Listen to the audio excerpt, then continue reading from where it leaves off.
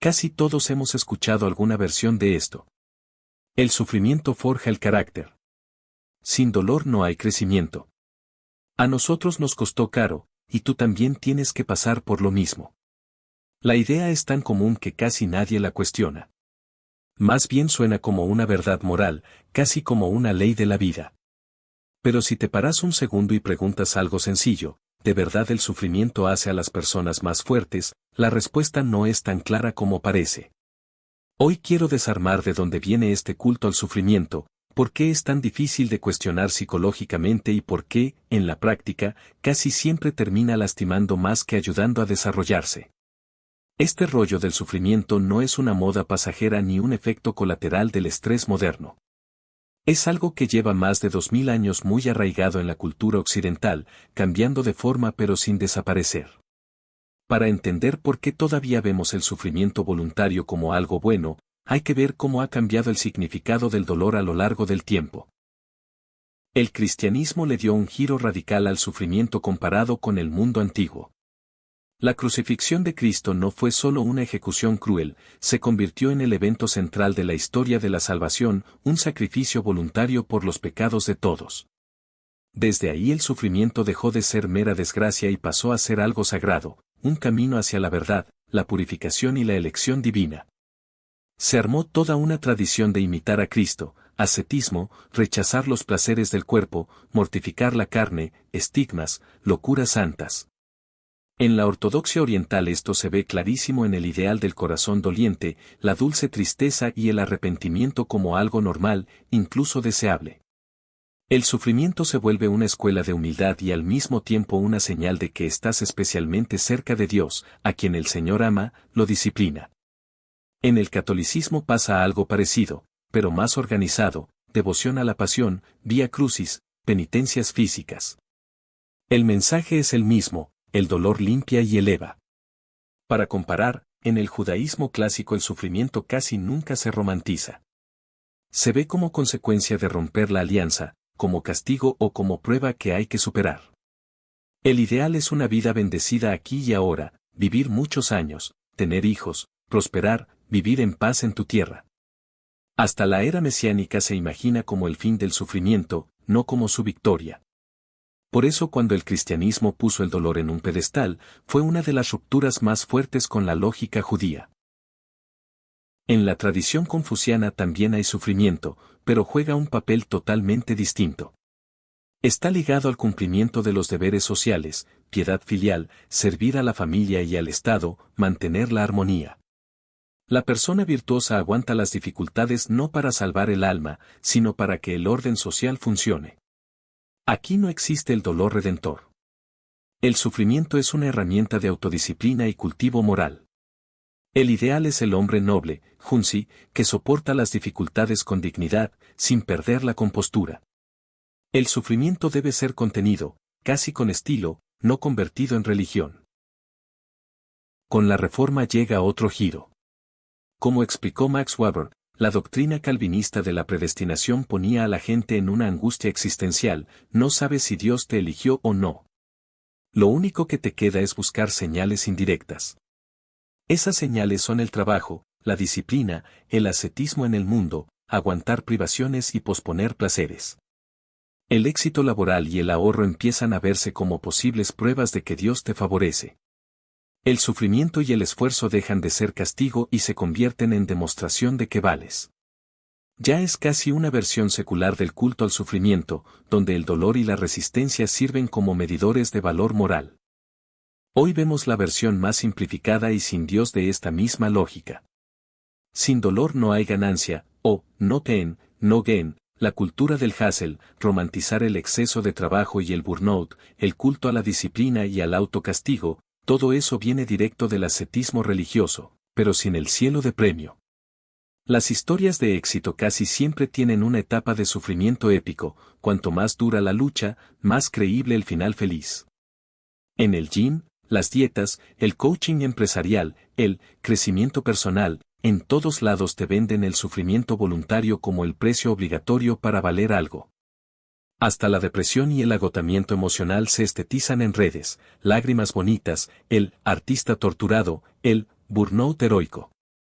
El culto al sufrimiento en la cultura occidental es, en buena medida, una herencia cristiana que pasó por varias etapas, del ascetismo medieval, por la ética protestante del trabajo, hasta la ideología capitalista del éxito a través de la lucha. Hoy lo repetimos sin darnos cuenta, solo cambiamos, salvación del alma, por superación personal, éxito profesional, o marca personal. Es uno de los marcos culturales más fuertes y persistentes de la modernidad, y uno de los más dañinos, porque no solo nos enseña a soportar el sufrimiento, sino a buscarlo activamente y a sentirnos orgullosos de él. El culto al sufrimiento no surgió de la nada. Nietzsche fue de los primeros en ponerlo en palabras de una forma que hoy suena casi como un diagnóstico clínico: la mente humana no aguanta bien el caos ni la falta de sentido. En la genealogía de la moral, y así habló Zaratustra, vuelve una y otra vez al mismo punto: los seres humanos necesitamos sentido, sobre todo cuando nos toca el dolor. Su frase famosa, el hombre prefiere querer la nada antes que no querer nada en absoluto, va directo al grano con el sufrimiento. Un dolor sin sentido destruye las ganas de vivir, hace que la existencia parezca absurda y empuja a la persona al nihilismo. Por eso la gente, casi por instinto, busca un sentido superior en el sufrimiento. El dolor empieza a verse como una prueba, una purificación, un camino para crecer o hasta un paso para convertirse en el superhombre. Para Nietzsche, esto no es solo consuelo sentimental, es una necesidad psicológica básica. El sentido convierte el sufrimiento pasivo en algo activo, ya no eres solo víctima, sino alguien que participa, que usa el dolor como herramienta para afirmarse. Ahí ve un cambio de la moral de esclavos, donde el sufrimiento es castigo por el pecado, a la moral de señores, donde se vuelve fuente de fuerza y transformación. Cuando no se encuentra ese sentido, aparece el nihilismo, la vida pierde todo valor.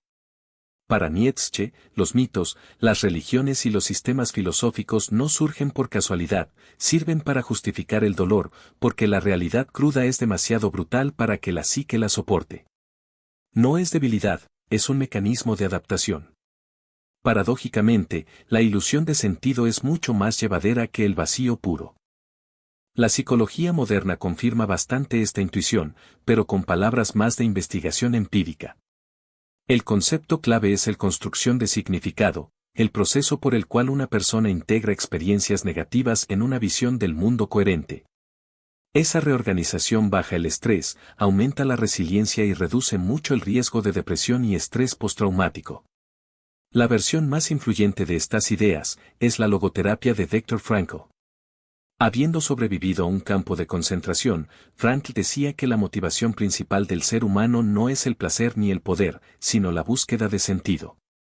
El sentido se puede encontrar incluso en el sufrimiento, a través de crear algo, de vivir valores o de la actitud que uno toma frente a lo inevitable.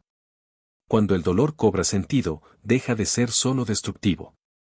Estudios inspirados en Frankl muestran que personas con enfermedades crónicas o traumas graves, que logran encontrarle un significado a lo que les pasó, reportan mejor calidad de vida y más fuerza psicológica.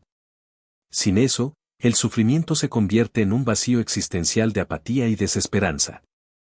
Algo parecido pasa con la teoría del crecimiento postraumático. Después de golpes fuertes, pérdidas, accidentes, desastres, mucha gente no solo ve cómo se rompen sus ideas viejas, sino que crece de forma inesperada, las relaciones se profundizan, cambian las prioridades, aparece una fuerza interior. El sufrimiento rompe los marcos viejos y obliga a construir nuevos. Los estudios dicen que una buena parte de las personas encuentra sentido en el trauma, y eso reduce el riesgo de depresión. Cuando el proceso no ocurre, el dolor queda crudo y los síntomas de estrés postraumático se ponen peor. La psicología cognitiva agrega otra capa. Los humanos toleramos poco la disonancia cognitiva, el choque entre lo que esperamos y lo que pasa. Un sufrimiento sin sentido genera la disonancia máxima, así que la mente busca automáticamente narrativas que expliquen: esto me hizo más fuerte, tenía que pasar. Investigaciones sobre afrontamiento religioso muestran que creer en un plan divino baja la ansiedad. Hasta la neurociencia lo respalda: cuando la gente reflexiona sobre el significado de su dolor, se activa más la corteza prefrontal y la amígdala, el centro del miedo, se calma. El dolor se vuelve subjetivamente más tolerable. Pero ojo, la psicología pone un pero importante, el sentido no se puede imponer desde afuera. La positividad tóxica, frases como todo pasa por algo, puede quemar a la persona y hacerla negar la realidad. Ahí los terapeutas modernos coinciden sorprendentemente con el mismo Nietzsche, que advertía contra las ilusiones decadentes y el autoengaño. En la vida real esto se ve por todos lados. Frank contaba que en los campos de concentración, los que aguantaban más, eran los que veían el sufrimiento como una tarea, conservar la dignidad, vivir por alguien más o ser testigo para el futuro. Algo similar pasa con sobrevivientes de desastres naturales, los que interpretan lo ocurrido como oportunidad para renovar la comunidad, suelen mostrar más crecimiento postraumático. La misma dinámica aparece en situaciones mucho menos extremas. Perder el trabajo puede sentirse como un derrumbe sin sentido que lleva a la depresión, o como un empujón para cambiar de rumbo y buscar algo más con sentido. Una enfermedad crónica puede destruir a alguien si se vive como pura tortura, pero convertirse en fuente de transformación interior, cuando el dolor se integra en una historia de vida más grande. Hasta una ruptura amorosa común puede endurecer en cinismo y cierre emocional, o reformularse como lección, que cambia la relación con uno mismo y con la intimidad. En todos estos casos funciona el mismo mecanismo, el sentido hace el sufrimiento manejable. Convierte a la víctima pasiva en el protagonista activo de su propia historia. Tanto Nietzsche como la psicología moderna coinciden en algo, el sentido no aparece solo, hay que crearlo. La única pregunta es si va a ser un sentido vivo y auténtico, o solo otra ilusión para tapar el vacío. Otro aspecto que alimenta este culto al sufrimiento es la creencia en un mundo justo. Esta creencia es de las más profundas y casi universales que tiene la gente. La idea básica es sencilla, el mundo, en general, está bien ordenado, el que se porta bien al final recibe su recompensa, y el que hace lo malo termina pagándola. No es solo optimismo ingenuo ni una postura moral, es como un ancla psicológica básica, sin la cual a la mayoría le cuesta mucho vivir y tomar decisiones. Objetivamente, el mundo es un caos, impredecible y muchas veces cruel. En esas condiciones, la mente necesita un mecanismo de defensa para poder planear el futuro, decidir, invertir esfuerzo y sentir aunque sea un mínimo control sobre la propia vida. Saber constantemente que puedes hacer todo bien y aún así perder la salud, la casa o la vida por pura casualidad, una guerra o violencia, eso es insoportable para casi todos. Rápido lleva a la apatía, la depresión y la indefensión aprendida. La creencia en un mundo justo funciona como un amortiguador psicológico. Te susurra, si soy bueno, responsable y trabajador, me va a ir bien. Aunque no da garantías reales, crea una sensación de predictibilidad y sentido, sin la cual la motivación se va al piso. Hasta donde llega la gente para proteger esta ilusión, lo mostró un experimento clásico de 1966 de Malden Lerner y Carolyn Simmons. A unos estudiantes les mostraron, lo que creían era una transmisión en vivo de un experimento, donde una chica joven recibía descargas eléctricas dolorosas, cada vez que se equivocaba en una tarea. En una condición les dijeron que ella podía dejarlo cuando quisiera, y los observadores sintieron sobre todo compasión. En otra, les dijeron que no tenía opción, que la obligaban a seguir. Ahí pasó el cambio psicológico fuerte, los mismos observadores empezaron a juzgar a la chica más duramente, diciendo que era desagradable, tonta y en parte se lo merecía, como si de alguna forma se lo hubiera buscado.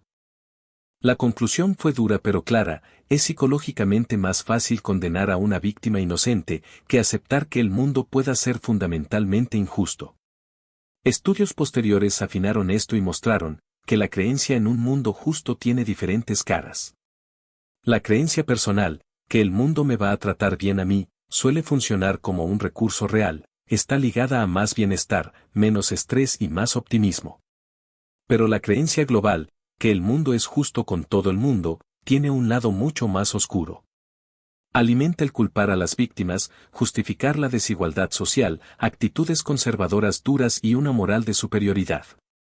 Si todo se equilibra al final, es más fácil ignorar las injusticias e incluso racionalizar el propio comportamiento injusto.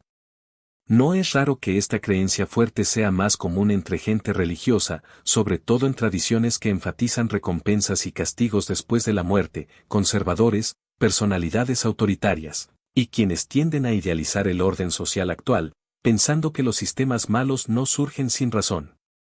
Aquí está la paradoja central: la creencia en un mundo justo protege la psique del terror existencial, pero al mismo tiempo se convierte en una de las fuentes más potentes de crueldad hacia los vulnerables, y de resistencia a cambiar sistemas injustos. Y lo peor, cuanto más ha sufrido una persona por arbitrariedad y caos, más desesperadamente se aferra a esta ilusión, y a veces más implacable puede volverse con otras víctimas. Otro aspecto que mantiene vivo este culto al sufrimiento es cómo las generaciones mayores romantizan las dificultades del pasado. Esta romantización casi nunca viene de un análisis frío o de una preocupación real por los jóvenes. Mucho más a menudo es un mecanismo psicológico de autodefensa complicado, que hace que la vida ya vivida sea más llevadera al mirarla hacia atrás. Lo primero que entra en juego es una narrativa protectora, reescribir la propia biografía. Es durísimo vivir con la sensación de que pasaste décadas en condiciones humillantes, injustas o simplemente sin sentido. Es mucho más fácil reinterpretar todo eso como, fue duro, pero me formó el carácter, como algo que me hizo ser quien soy. En esta versión de la historia, el sufrimiento deja de ser trauma y se convierte en una especie de medalla de supervivencia y al mismo tiempo, en prueba de tu propio valor. Debajo de esto hay un intento potente de evitar la disonancia cognitiva.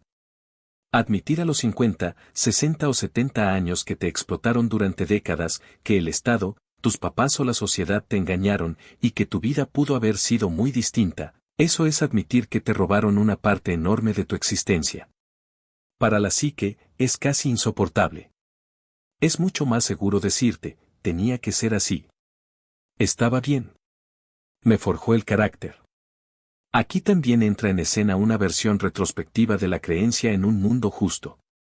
Si mi vida fue extremadamente dura, entonces debía tener sentido, me lo merecía, o era necesario. La alternativa es mucho más aterradora: aceptar que el mundo puede ser injusto, que uno fue simplemente víctima de las circunstancias, sin plan oculto ni recompensa al final. En ese contexto, cuando los jóvenes dicen no quiero vivir como ustedes, se dispara una mezcla explosiva de emociones. Envidia, porque a ellos les permiten, y a mí no. Resentimiento, yo lo aguanté, y ahora se quejan. Y lo más importante, una amenaza a la autoestima: si era posible vivir más fácil, entonces mi sufrimiento fue inútil. La forma más sencilla de defenderse de ese pensamiento es etiquetar a los jóvenes como débiles, flojos e ingratos. Con el tiempo, esta lógica se endurece y se convierte en identidad social. Surge la imagen de una tribu de sobrevivientes, los que pasaron escaseces, los caóticos 90, el servicio militar, el trabajo matador. Eso da sentido de pertenencia, orgullo y estatus generacional. Admitir que la vida pudo haber sido más fácil y feliz es romper esa admiración colectiva hacia uno mismo. A esto se suma el efecto de la retrospección rosada. El cerebro poco a poco borra los detalles más dolorosos, y deja imágenes de juventud, solidaridad y todos en el mismo barco. El sufrimiento real se transforma en un fondo duro pero estéticamente bonito del pasado. Y finalmente, cuanto más cerca está una persona del final de la vida, más urgente se vuelve la necesidad de darle sentido a lo que ya se vivió. La fórmula, mi sufrimiento no fue en vano, es una de las defensas más fuertes contra el terror existencial. Si admites que fue para nada, lo que queda es casi pura desesperación. En su forma más cínica, pero también más honesta, la elección se ve así: o reconoces que la vida te engañó cruelmente, o conviertes el sufrimiento aguantado en una virtud y lo pasas como valor. La segunda opción es psicológicamente mucho más fácil. Por eso la frase "a nosotros nos costó caro, y a ustedes también les tiene que costar", casi siempre dice mucho menos sobre preocupación por los jóvenes, y mucho más sobre la necesidad de una persona mayor, de protegerse de verdades dolorosas sobre su propia vida. Claro que hay excepciones, pero en los discursos emocionados de "ahora todo les parece fácil", casi siempre está funcionando este mecanismo. Pero, ¿Qué pasa realmente si dejamos de lado todo el romanticismo y los mitos, y nos ponemos a mirar los hechos tal cual son? El sufrimiento no convierte automáticamente a la gente en superhéroes. Mucho más seguido solo suma dolor, y la fuerza aparece solo en unos pocos casos. La forma más fácil de verlo es como una lotería, a veces te toca el premio gordo y creces, pero la mayoría de las veces te sale un boleto perdedor, o hasta una deuda que terminas pagando durante años. Desde el punto de vista psicológico, eso de lo que no me mata me hace más fuerte, suena muy motivador, pero en la realidad no aguanta mucho. Nietzsche hablaba de superación interna, no de traumas literales, pero la cultura popular convirtió la frase en una excusa universal para justificar el dolor. La ciencia dice todo lo contrario, las experiencias muy duras tienen más chances de quebrar a las personas que de fortalecerlas. El trauma fácilmente lleva a estrés postraumático, depresión, ansiedad crónica y una vulnerabilidad que se queda para siempre. Sí, existe el concepto de crecimiento postraumático. Hay gente que después de un golpe fuerte se vuelve más reflexiva, revalora la vida, etc. Pero los estudios muestran que esto pasa solo en algunos, más o menos en un tercio, a lo mucho en la mitad. Y casi siempre con condiciones especiales, tener apoyo, recursos, terapia y algo de seguridad. Sin eso, el sufrimiento no te endurece, se te queda atorado adentro. Los veteranos de guerra son el ejemplo clarísimo. Después de Vietnam, un montón de soldados terminaron con TEP, familias destruidas, adicciones y muertes prematuras, no con sabiduría ni fuerza. El sufrimiento es como un martillo, si le das al clavo, sirve, si te das en el dedo, solo duele. Mucho se confunde el trauma con una dificultad normalita. Un estrés leve y bien dosificado sí puede servir, una fecha límite te enseña a organizarte, entrenar te da resistencia. Pero eso es eustrés, algo manejable. El trauma es distrés, una sobrecarga destructiva. La diferencia es más o menos la que hay entre hacer ejercicio en el gym y romperte una pierna. Físicamente pasa lo mismo con el mito de fortalecerse con el dolor. Los músculos crecen por microlesiones, pero solo si descansas, comes bien y vas subiendo poco a poco. Sin eso viene el sobreentrenamiento, lesiones y burnout. Lo mismo con el sistema inmune, infecciones leves te entrenan, pero las graves te dejan secuelas. Un hueso roto mal curado no te deja más fuerte, te deja más débil. A Muhammad Ali los años de golpes no lo convirtieron en superhumano, le trajeron Parkinson. El sufrimiento es como el fuego, en la dosis justa templa el acero, en exceso lo derrite y lo deja hecho un charco. A nivel social este mito es súper cómodo, porque quita responsabilidad. Aguanta nomás, te va a hacer más fuerte, es fácil decírselo a la gente que vive en la pobreza, enfrenta discriminación o violencia. En la práctica termina siendo culpar a la víctima, si no creciste con tu trauma, algo malo debes tener tú.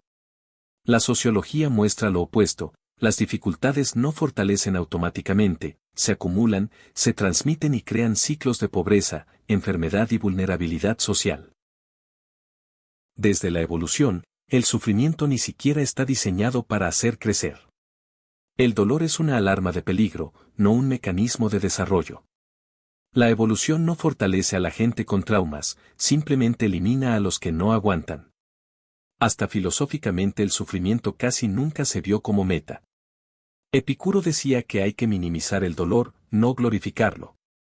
Nietzsche hablaba de superación interna, no de culto al trauma. La historia está llena de ejemplos duros. Algunos sobrevivientes del Holocausto encontraron sentido en lo que vivieron, pero millones murieron o quedaron rotos para siempre. La pandemia de COVID mostró lo mismo, algunos se adaptaron y reorganizaron su vida, otros perdieron salud, seres queridos y cualquier estabilidad. No hay un bono universal por sufrir. Es más como el abono, poquito puede ayudar a que crezca algo, pero si le echas encima a todo el jardín, todo se pudre. A veces los desafíos que uno elige voluntariamente sí construyen resiliencia, deporte, proyectos exigentes, retiros de meditación. La clave está en elegir, y tener control. El dolor impuesto al azar casi nunca hace más fuerte a nadie. Este mito de fortalecerse sufriendo sobrevive sobre todo por el sesgo de los sobrevivientes. Escuchamos las historias de los que crecieron y no vemos a la mayoría que simplemente no lo logró. En realidad el sufrimiento deja más cicatrices, pérdidas y limitaciones que fuerza. Por eso tiene mucho más sentido invertir en prevenir, apoyar y cuidar, en vez de romantizar el dolor. Si el trauma ya pasó, no hay magia, pero sí puede haber terapia, recursos y recuperación. Es menos heroico, pero de verdad funciona. Todo eso de lo que hablamos antes era más sobre el sufrimiento en la adultez. Pero hay otra idea bien peligrosa, eso de que las dificultades en la infancia forjan el carácter. En la realidad, las experiencias muy duras y los traumas en la niñez dejan una marca profunda y en varias capas, no solo en la mente, sino también en el sistema nervioso y en el cuerpo entero. No es una metáfora ni psicología simbólica. Estamos hablando de cambios bien concretos en cómo se regula uno, en la percepción y en la forma de reaccionar ante el mundo. La ventana de tolerancia es el rango en el que el sistema nervioso está activado de una forma en la que uno puede pensar claro, tomar decisiones, mantener relaciones y, en general, sentirse seguro. En las personas que no tuvieron traumas graves, esa ventana suele ser bastante amplia y flexible, el sistema se acelera o se calma sin volverse loco. Pero para un niño que vive mucho tiempo en medio de violencia, abandono o pura imprevisibilidad, pasa todo lo contrario. En vez de irse abriendo poco a poco, la ventana se achica. El sistema nervioso aprende a vivir o en modo alerta máxima, hipervigilancia, tensión, esperando el peligro todo el tiempo, o en apagón rápido, disociación y congelamiento. Sí, es verdad que muchos de esos niños parecen resistentes, como si nada los quebrara.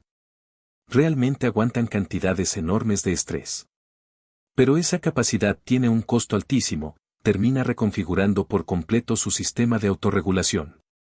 No es que se hayan hecho fuertes, ni que sean resilientes en el sentido sano, es más bien que aprendieron a sobrevivir en medio de un peligro constante, lo que desde afuera vemos como fortalezas. Casi siempre son adaptaciones que en su momento fueron necesarias para poder seguir adelante.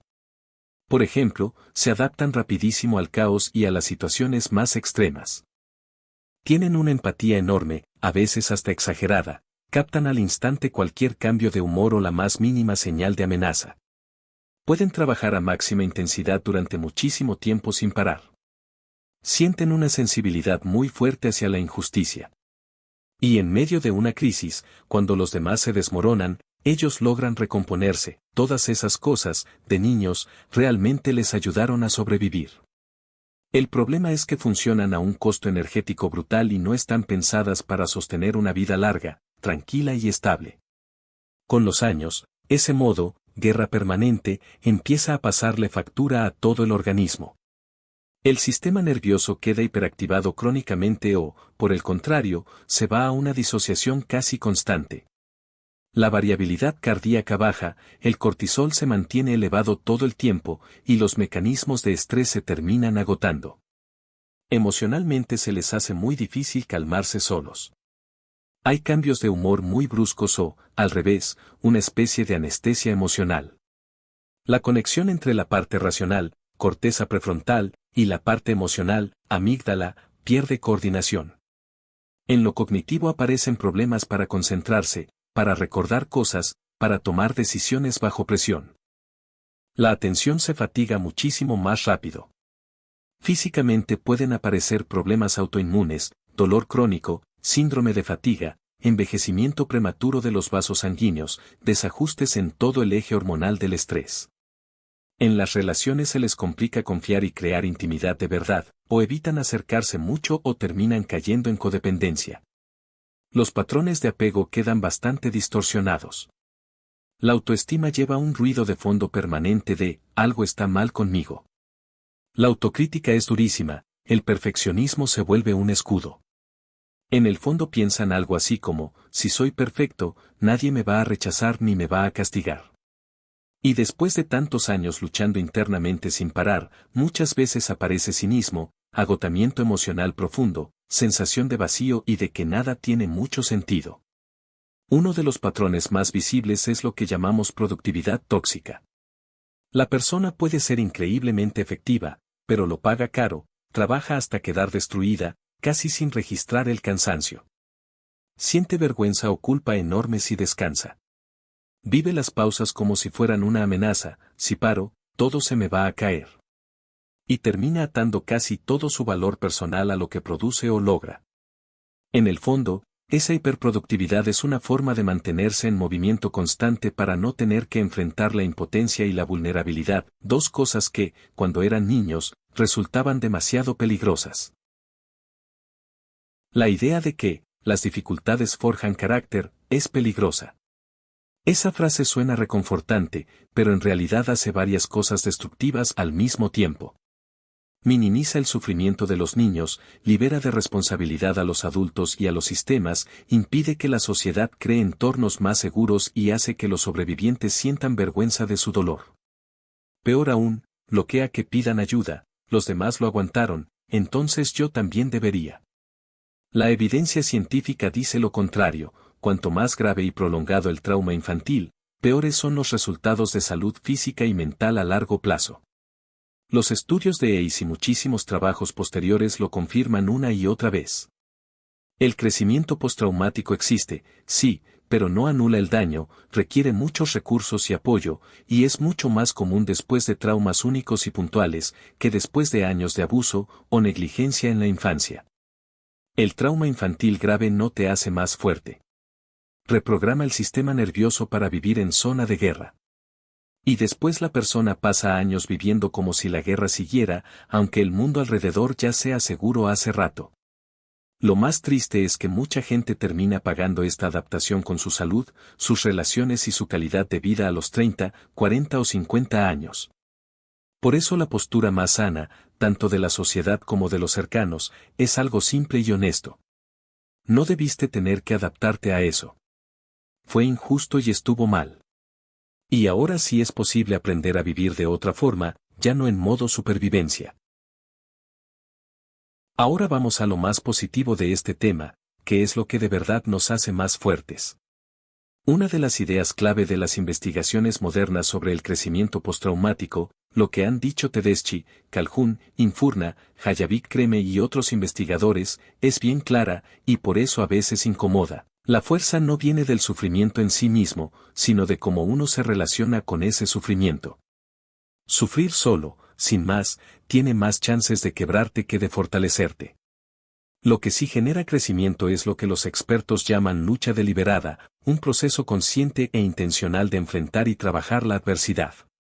En ese camino la persona revisa sus creencias más profundas sobre el mundo, crea nuevas formas de lidiar con las cosas, reordena sus prioridades y construye relaciones más maduras y complejas consigo misma y con los demás. Ahí es donde la visión actual se separa totalmente de esa idea romántica de sufrir es igual a hacerse fuerte. El crecimiento no depende de cuánta dolor aguantaste, depende de desarrollar habilidades psicológicas concretas. Adaptabilidad creativa, encontrar soluciones nuevas en vez de quedarte atorado en lo viejo. Optimismo flexible, tener esperanza de que las cosas pueden mejorar, pero sin taparte los ojos ante la realidad. Capacidad de conexión profunda, pedir ayuda y recibirla sin perderte a ti mismo. También incluye aprender a expresar el dolor, la rabia y el miedo sin autodestruirte, sacar lecciones sin castigarte y ampliar tu identidad, verte como algo mucho más grande que tu problema actual, tu fracaso o tu pérdida. Esta forma de verlo desarma varios mitos bien arraigados sobre endurecerse con las dificultades. No hay una relación directa entre cuánto sufriste y cuán fuerte te vuelves, muchas personas quedan dañadas de formas que no se revierten. No hace falta buscar sufrimiento a propósito, la vida ya te pone suficiente, y meterse en dificultades artificiales casi siempre termina en agotamiento más que en crecimiento. Aguantar sin hacer nada casi nunca desarrolla, más bien enquista el trauma. La positividad tóxica no te fortalece, solo te impide procesar lo que viviste. Y hasta el dicho ese de, lo que no te mata te hace más fuerte, es medio trampa, muchas veces no te mata, pero sí te deja secuelas para siempre. La diferencia práctica entre estas dos formas de enfrentar la adversidad es enorme. El guión viejo y romántico es, aguanta, sufre, calla, ponte duro. Y suele terminar en trauma crónico, en achicarse como persona y en sí mismo. El enfoque moderno y realista empieza por reconocer todo el tamaño del dolor, sin minimizarlo. Después viene permitirse sentir rabia, duelo y miedo, sin culparse por sentirlo. Y solo entonces aparecen las preguntas que llevan al crecimiento: ¿qué puedo controlar ahora mismo? ¿Qué recursos ya tengo? ¿A quién le puedo pedir ayuda? ¿Qué pasito chiquito doy hoy para acercarme a la vida que quiero? De ahí salen acción, prueba y error, correcciones, y de vez en cuando parar a reflexionar con una idea simple: sobreviví esto, entonces soy capaz de más. En este sentido, la fuerza de verdad no es aguantar la mayor cantidad de dolor posible. Es la capacidad de transformar el dolor en crecimiento, en conexión y en una vida con más sentido. Y la vida ya te da material de sobra para esa transformación. No hace falta salir a buscar más sufrimiento. Lo que sí hace falta es aprender a trabajar bien con él cuando llega, porque inevitablemente llega. Fue una charla larga. Vamos a sacar unas conclusiones. El culto al sufrimiento no es una verdad eterna, es una herencia cultural que se refuerza con defensas psicológicas bien fuertes. De verdad ayuda a la gente a sobrevivir en un mundo injusto y muchas veces cruel. Pero esa adaptación tiene un costo alto. Esta mentalidad justifica la violencia, legitima condiciones duras, pasa el trauma de una generación a otra, y bloquea el impulso de crear un entorno más humano y seguro. Vale la pena decirlo claro y directo, aunque suene poco común: el crecimiento es posible sin que el dolor sea obligatorio. Se puede encontrar sentido en la vida, pero no estamos obligados a comprarlo con sufrimiento. El dolor no es un deber moral, ni prueba de profundidad, ni requisito para ser maduro de verdad. La vida ya nos tira suficientes pruebas encima. Entonces, nuestra tarea no es romantizarlas ni convertir el dolor en virtud, sino aprender a relacionarnos con él con cuidado, honestidad y reflexión. No adorar el sufrimiento, sino reducirlo donde se pueda, y darle sentido donde ya ocurrió. Cuando idealizas el sufrimiento o le das un significado especial, terminas atrapado, sigues aumentando tu dolor sin que sirva de nada real, solo por el hecho de sufrir. Muchas veces ni siquiera puedes salir de ahí por la falacia del costo hundido, la sensación de que si paras ahora, todo lo que sufriste antes, habría sido para nada. La verdad dura es, que probablemente sí fue para nada. En muchos casos no te hizo mejor, te dañó la salud mental en cambio. No lo aumentes más. Ya no le debes nada al sufrimiento. Anda y vive tu vida.